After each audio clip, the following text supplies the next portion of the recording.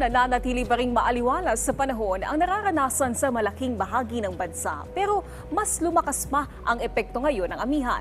Ang update sa lagay ng panahon, alamin na natin kay Pag-asa Weather Specialist Veronica Torres.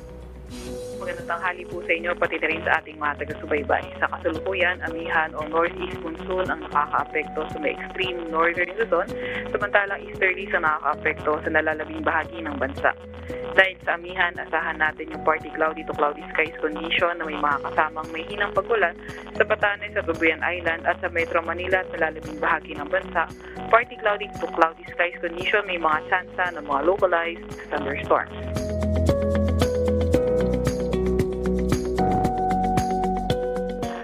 Wala tayong nakataas na gale warning sa kahit anong baybayin ng ating bansa, pero ingat sa mga papalao sa extreme northern Luzon dahil katamtaman hanggang sa maalon ng kagatan sa areas na yan. Wala rin naman tayo na monitor na low pressure area or bagyo sa loob or malapit sa ating Philippine Area of Responsibility. Para sa 3-day weather outlook sa atin sa Metro Manila, asahan natin for tomorrow, Wednesday, and also sa Thursday, partly cloudy to cloudy skies condition na may mga kasamang may hinang pagulan, pero pagdating ng December 15, which is Friday, posible na yung mga localized thunderstorms. Ito naman yung top 10 na pinakamababang temperatura na na-record natin. At ito naman na update sa ating mga dam.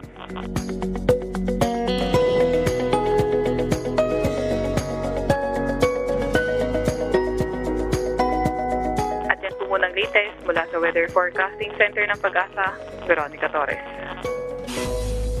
Maraming salamat Pag-asa Weather Specialist Veronica Torres. At paalala muli sa ating mga kababayan para maging ligtas sa lahat ng pagkakataon mula sa epekto ng pabago-bagong panahon. Ugaliing tumutok dito lang sa PTV Info Weather.